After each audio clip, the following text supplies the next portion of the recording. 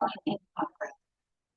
everyone, welcome back to Shine Classes. First of all, good evening, शुभ संध्या, राधे राधे, जय श्री कृष्णा, राम राम। कैसे हैं दोस्तों? होपफुली अच्छे होंगे। नाराज भी थोड़ा बहुत ज्यादा होंगे, मैं क्लास नहीं कर पाई, सो सॉरी फॉर दैट। मुझे वायरल फीवर हो गया था और थोड़ी सी प्रॉब्लम्स हो गई थी, but I try to fix it everything again.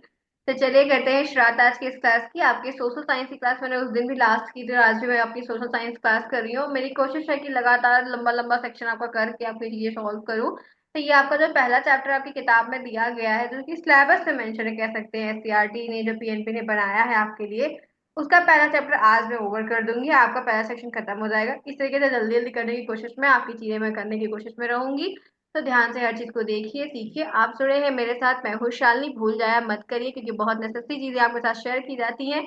और हम यहाँ पर करते हैं अपनी क्लास को। टेलीग्राम को ज्वाइन करिए, नेम यहाँ पर सेम शालिनी क्लासेस, ये लिंक आपको चैट बॉक्स, कमेंट बॉक्स, हर जगह दिया जाता है, ताकि आप ज्वाइन हो पाए। और ये पीडीएफ वहां पर आपको फ्री में मिल रहा है, कोई कॉस्ट नहीं है डियर इन सब की। आपकी यूट्यूब पे जितने सब्जेक्ट की क्लास हो रही है, आपके 8 पेपर है, 8 पेपर की क्लास आपके लिए फ्री है, फ्री है, फ्री है, फ्री है, फ्री है। ऑलमोस्ट आपकी 8 के 8 सब्जेक्ट यहाँ पे फ्री पढ़ा रही है, कोई कॉस्ट नहीं। जो पीडीएफ में क्लास में यहाँ पे पढ़ा रही हूँ, वो भी आपको मैं टेलीग्राम पर प्रोवाइड कर रही हूँ। तो मैं अपनी ओर से पूरी कोशिश कर रही हूँ कि चीजें आपके लिए बेस्ट से बेस्ट एंड बेटर की जाए, क्योंकि जाते जाते ये आपका बेस्ट फेरेबल रहेगा। आप मुझे अच्छा रिजल्ट दो, मैं आपको आपका सपोर्ट करूँ, गाइड करूँ, उतनी चीजें आपके लिए बेस्ट होंगी। तो चलिए सोशल साइंस की क्लास स्टार्ट करते हैं। 50 नंबर का पेपर है, जो कि इंपॉर्टेंट है। टॉपिक काफी ज्यादा दिया गया है, तो उस हिसाब से हम डिस्कस करते हुए आगे बढ़ेंगे, वन बाय वन करके।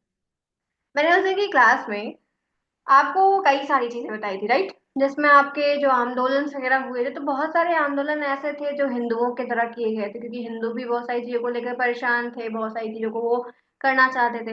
मुस्लिम लोगों ने भी अपने आंदोलन, अपने ग्रुप और बहुत सारी चीजों को कुछ इस तरीके से किया था। तो हमें सिर्फ एक को नहीं पढ़ना, हमें सबको पढ़ना है, सबको चीजों को करके चलना है।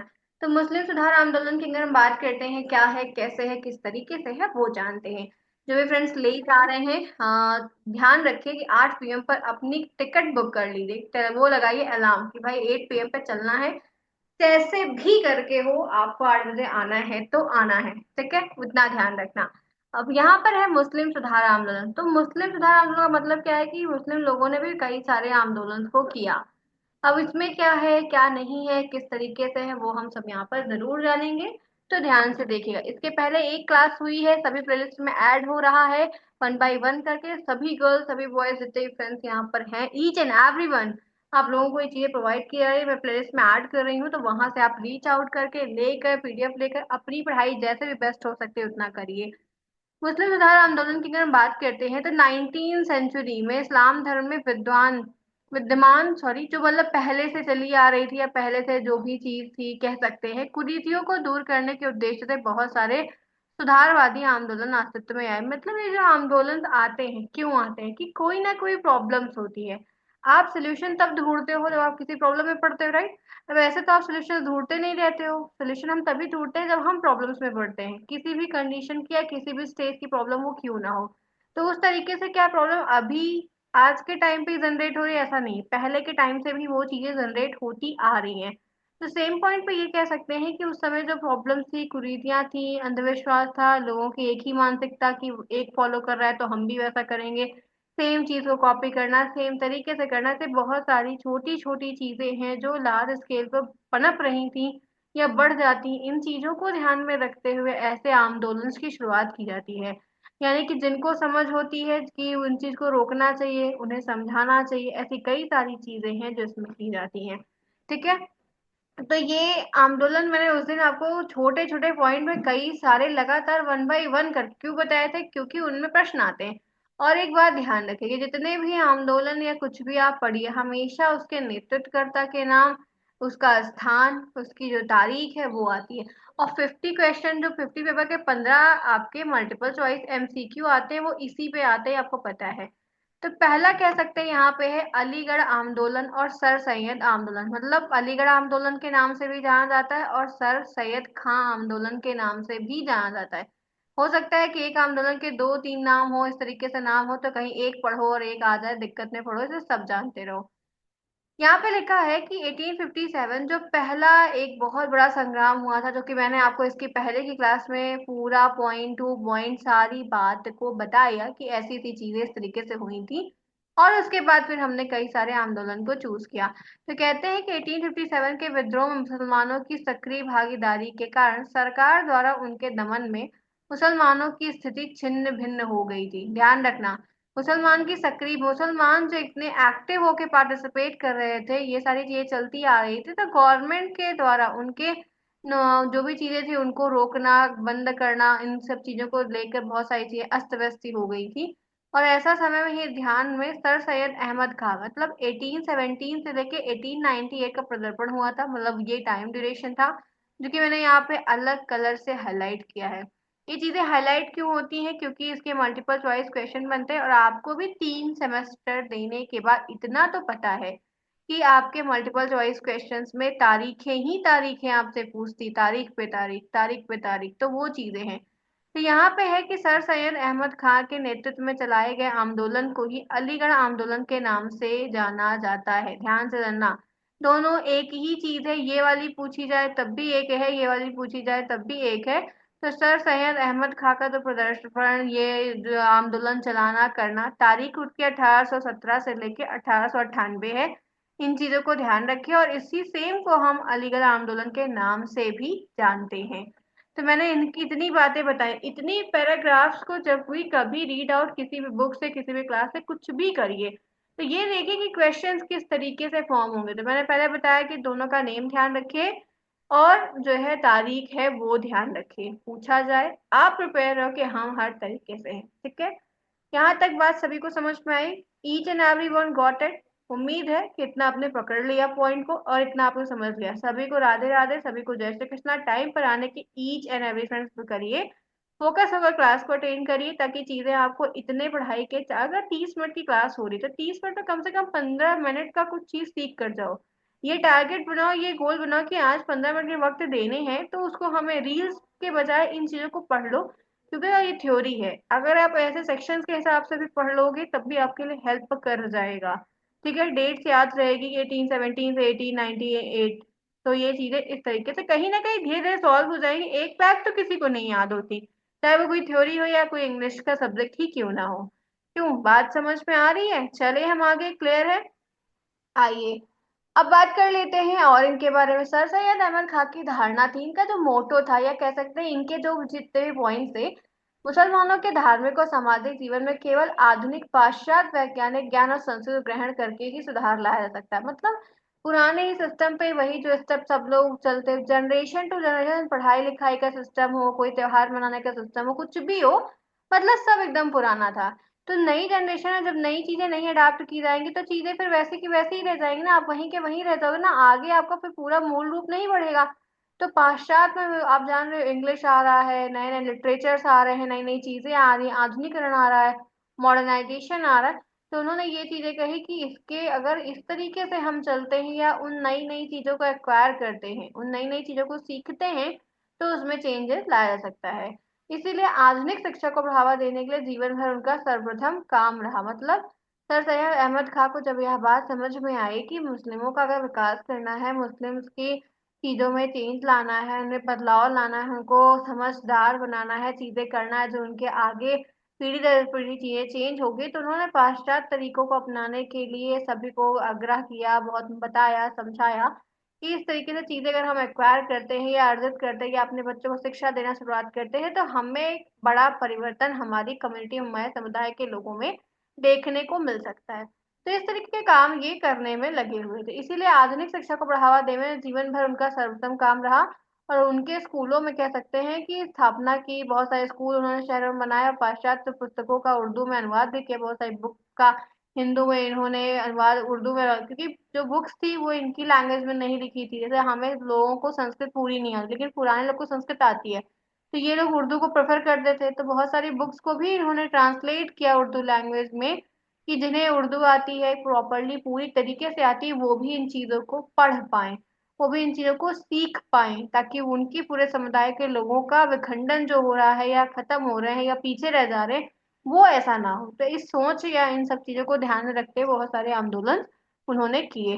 ये है वो, आप लोग इन्हें देख लीजिए। मैं आपकी मुलाकात फिलहाल फोटो के जरिए ही करवा सकती हूँ, ना खुद मिला है ना खुद आपको मिला सकती हूँ, ठीक है। तो ये उनकी एक तस्वीर है जो मैंने आपको यहाँ पर ऐड की हुई है, फिलहाल देख सकते हैं। काफी मस्त बियर्ड लग रही है, देखो कितनी बढ़िया है। आप लोग देखो क्या मस्त है। तो ये चीजें इस तरीके से फिलहाल के लिए जोक ऑफ पार्ट, ये एक इमेज है इनकी, ये इनकी छवि है जो मैंने इसमें ऐड की, कि इनसे भी आपकी मुलाकात इस आंदोलन के तहत हो ही जाए तो शायद अच्छा रहेगा कि हाँ आपने कभी इनसे इस जरिए में मिला था। अब आगे बढ़ते हैं। नेक्स्ट पॉइंट, इन्हीं में टॉपिक्स है। ये आंदोलन से क्वेश्चन थोड़ा ज्यादा आते हैं इन कंपैरिजन टू अदर्स आंदोलन। इसे और भी कई सारे, सिर्फ यही नहीं कि सिर्फ इतने ही हैं, लेकिन हमें थोड़े थोड़े पॉइंट पे सब पे अपनी निगाह फेरनी कि ये चीजें इस तरीके से दी गई हैं, तो हमें अगर क्वेश्चन आता है तो हम कर ले जाएं। यहाँ पे 1864 में सैयद सैयद खान ने साइंटिफिक सोसाइटी रेड हाईलाइटेड है, ठीक है। रेड हाईलाइट हमेशा खतरे की घंटी होती है, लेकिन आपके लिए ध्यान रखना कि क्वेश्चंस की घंटी है ये। तो साइंटिफिक सोसाइटी कह सकते हैं 1875 में अलीगढ़ में पाश्चात्य विज्ञानों और सांस्कृतिक के संस्कृत के प्रचारक के रूप में जो है कह सकते हैं कि मोहनडन एंग्लो ओरिएंटल कॉलेज की स्थापना की थी। दोनों मैंने हाईलाइट किया है, एक साइंटिफिक सोसाइटी को भी हाईलाइट किया जिसको 1864 की डेट है, और दूसरा 1875 है जो एंग्लो ओरिएंटल कॉलेज की स्थापना की बात कही गई। बाद में यही कॉलेज अलीगढ़ मुस्लिम यूनिवर्सिटी के नाम से, जो अलीगढ़ एएमयू को सुना है, इतने दंगे इतनी सारी चीजें बहुत कुछ देखने को मिलता है, अच्छा बुरा सब कुछ होता है, राइट। अच्छी बुरी चीजें साथ साथ चलती है, अच्छाई अच्छाई एक साथ, बुराई बुराई एक साथ कभी नहीं होती। तो वहां पर जो एएमयू बाद में यही एंग्लो ओरिएंटल कॉलेज की जो स्थापना हुई थी, आगे चल के उसके नेम में चेंज कर दिया गया और फिर वो नाम अलीगढ़ मुस्लिम यूनिवर्सिटी पड़ गया था।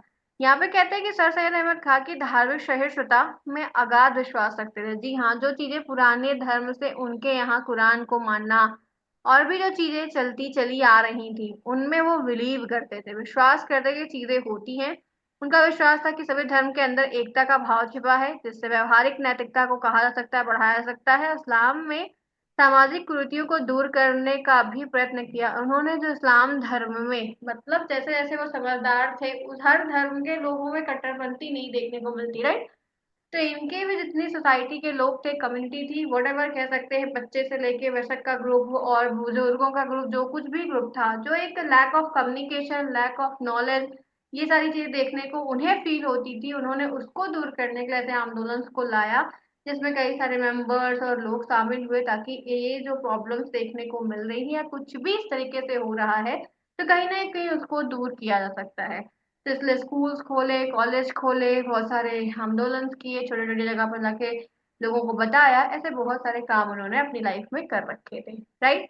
तो मैंने अभी तक के जितने भी पॉइंट्स पढ़ाए, एक आंदोलन मैंने आज की इस क्लास में अभी तक डिस्कस किया। किसी को कोई प्रॉब्लम है? Have you any problem anyone? उम्मीद है बिल्कुल भी नहीं होगी। बेसिक पॉइंट्स बताए कि क्या है, क्यों हुआ, पर्पस क्या था, उद्देश्य लिखने को आए तो जरूर लिखिए। आप जानते हैं कि ऐसे टॉपिक से आपको हमेशा उद्देश्य ही लिखने को आते हैं 2 लाइन के।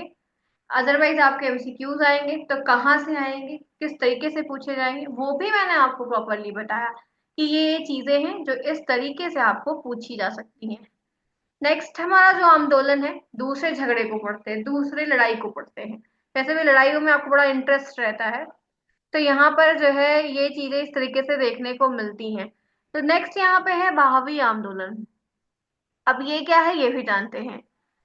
बहावी आंदोलन क्या है? ये आंदोलन में मुसलमानों के पाश्चात्य प्रभाव के विरुद्ध सर्वप्रथम प्रतिक्रिया जो हुई उसको बहावी आंदोलन के नाम से जानते हैं।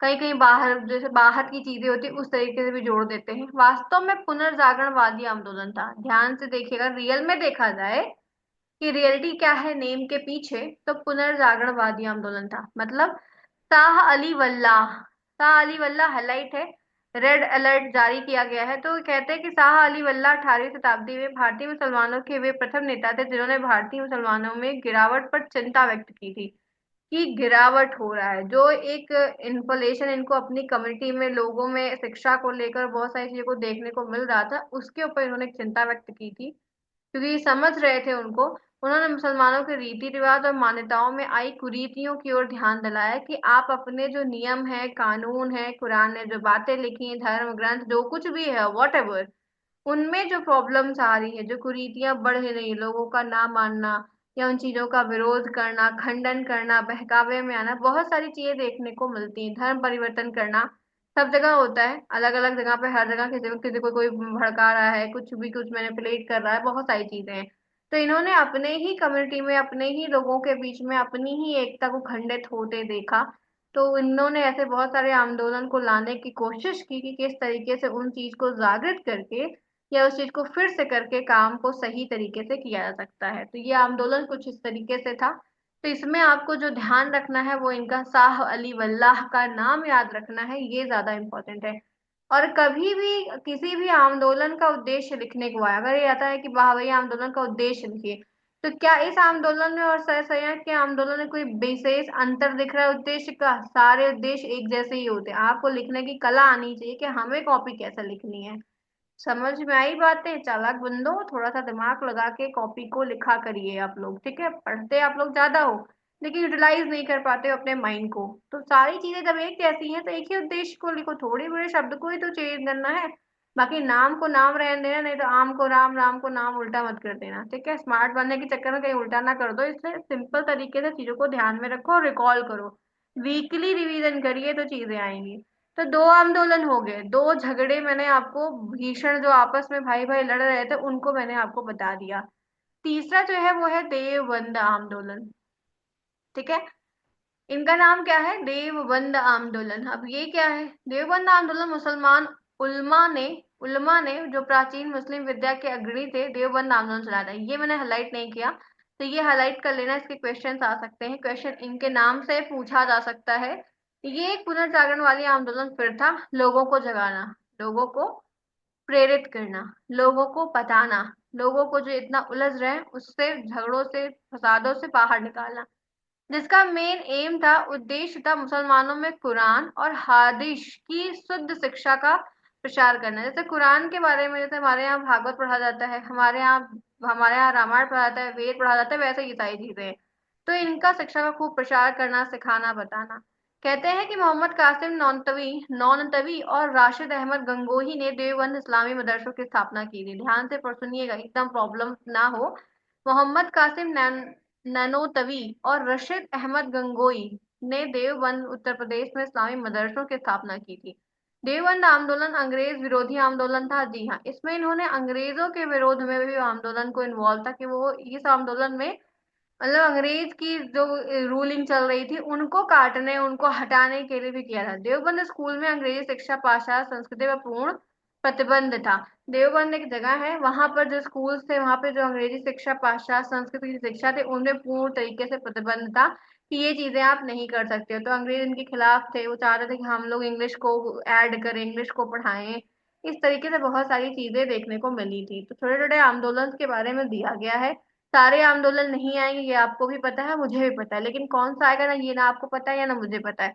तो आपको इन सारे आंदोलनों में से थोड़े से नाम, कि इनके संस्थापक कौन है, कौन ले आया, कब हुआ, ये चीजें एकदम कंठस्थ माइंड सेट में होनी ही होनी प्रॉपर चाहिए। कि ये चीजें का प्रश्न बनता है तो आप कैपेबल हो कि आप अपने आंसर्स को अदलगुतरी में आए तो, अपने शॉर्ट्स में आए तो, आपके एमसीक्यूज के फॉर्म में आए तो कर लीजिए। क्योंकि शुरुआत के जो पेपर्स होते हैं, मतलब हर किताब के जो शुरू के 5 चैप्टर्स हैं, अगर आपने हर किताब के 5 चैप्टर को कंठस्थ कर लिया, फिर आपको बैक नहीं लगेगी, चाहे वो मैथ हो, इंग्लिश हो, शांति शिक्षा, कुछ भी हो। 5 चैप्टर में कमांड, पीछे पीछे के 5 मत भी देखो, थोड़ा बहुत देख लो चलेगा, लेकिन 5 जो है आगे के स्ट्रांग रखो, ठीक है? ये पीडीएफ में टेलीग्राम पर दे दूंगी, वहां से आप इसको उसको ले लीजिएगा, नोट्स बनाइएगा, या आपको जो करना होगा करिएगा। लेकिन आपके कॉन्सेप्ट तैयार होने चाहिए, आप प्रिपेयर रहो। मैं यहाँ पे सारे सब्जेक्ट 8 के 8 आपको फ्री में पढ़ा रही हूँ, कोई कॉस्ट नहीं है, ठीक है? ध्यान रखना, जैसे शुरुआत की थी वैसे एंड भी करूंगी। आप आए थे, आपकी विदाई भी ऐसे ही होगी। चलिए, नेक्स्ट यहाँ पे एक आंदोलन और है जिसको अहमदिया आंदोलन कहा जाता है। बड़े अजीब अजीब नाम इन लोग ने रख रखे हैं। आपको इतने छोटे छोटे पॉइंट्स के रूप में सारे आंदोलन बता दूंगी एक एक क्लास में, तब भी आपके लिए इनफ है, दैट्स इनफ टू लर्न। आपके एग्जाम में इससे ज्यादा नहीं पूछेगा।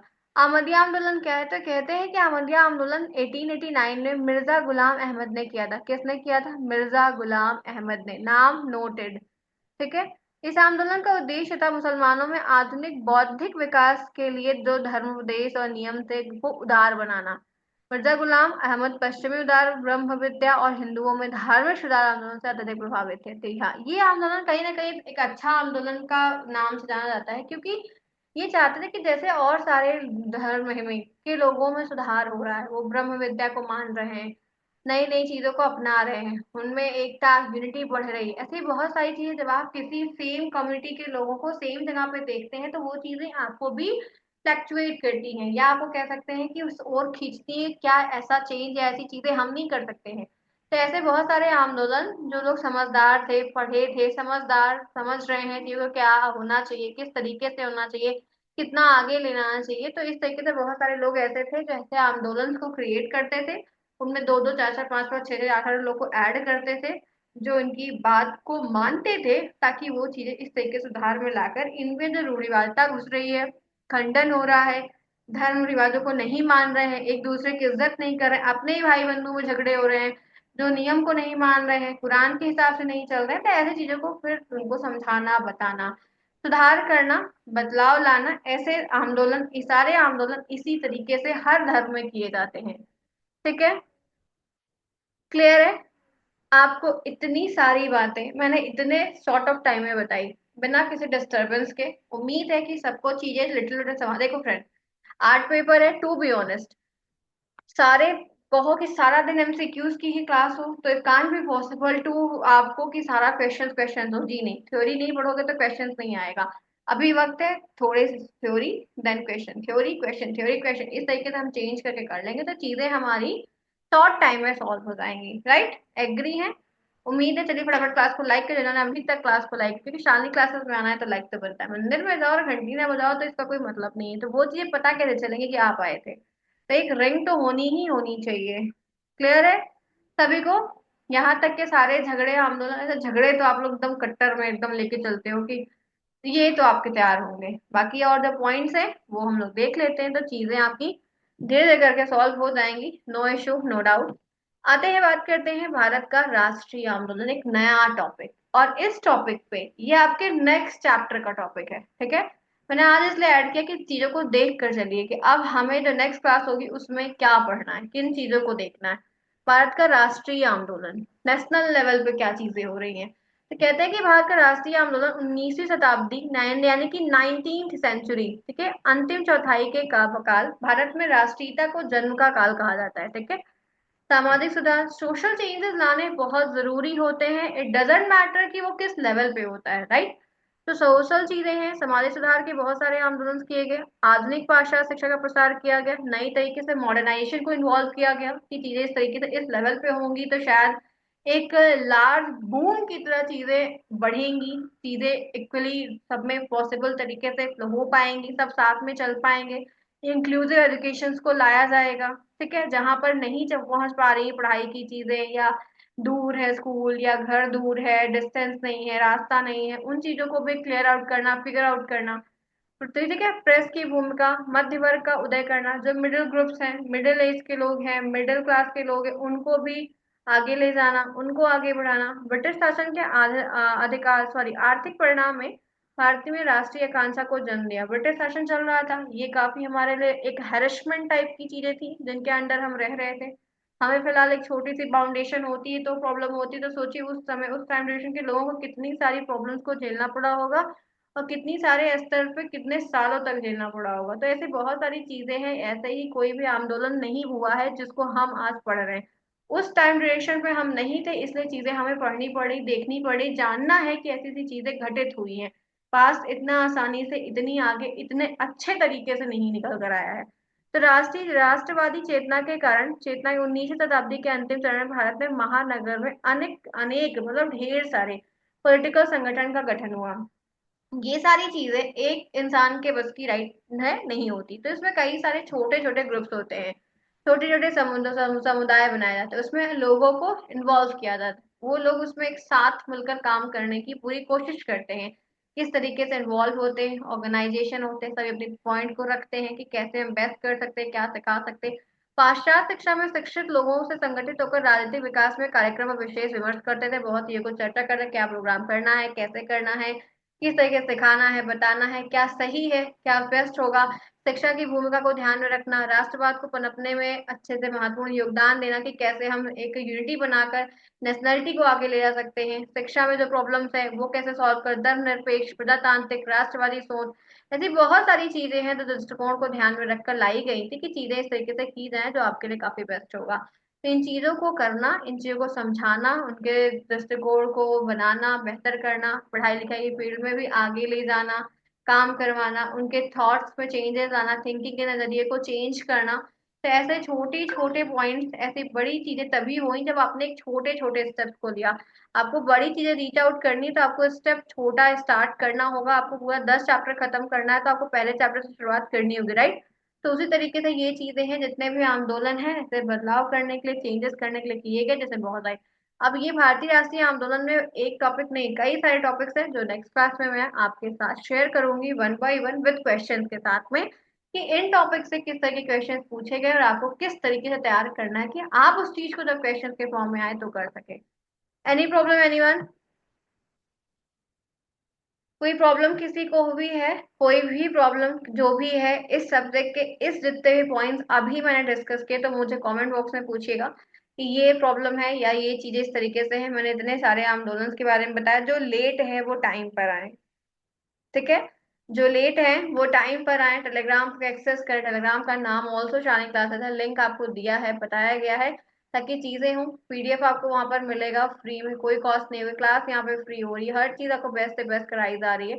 तो वो जी जो पेड पीडीएफ आपको मिल रहा है, आप में से कई सारे बच्चे कहते हैं, तो फ्रेंड्स ये उनके लिए है जो नहीं क्लास करते हैं या क्लास करने नहीं आ पाते हैं, ठीक है, बहुत सारे रीजन है सबके, ठीक है, और नोट्स नहीं बना रहे, उनके लिए चीजें सुविधाएं रखी गई। आप रेगुलर है, पढ़ रहे हैं, कर रहे हैं, तो चीजें आपके लिए हेल्प आउट है, और वो A to Z एक साथ होगा। यहाँ पर आपको स्टेप बाय स्टेप मिलेगा, तो थोड़ा सा डिफरेंस है। वो एक रास्ता है, सोल्यूशन है कि वो भी पढ़ पाए, वो भी कर पाए। आखिर डिलेड एडमिशन लिया है, जॉब कर रहे हैं, हाउस वाइफ है, नहीं समय मिल पा रहा है, बहुत सारी चीजें होती हैं सबके साथ, तो आप लोग उस चीज को और प्रिपेयर कर सकते हो, ठीक है।